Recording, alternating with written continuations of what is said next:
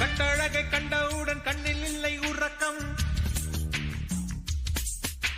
வெள்ளையணு சிவப்பணு ரெண்டும் சண்டை பிடிக்கும். காதலுக்கு இதுதான் பரம்பரை பழக்கம். செல்லும் கவல் நெஞ்சை அழும்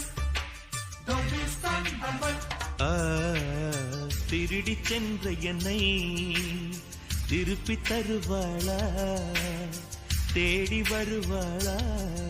ஆடை விட பெண்ணுக்கே உணர்ச்சிகள் அதிகம். வருவாளே அவள் வருவாளே.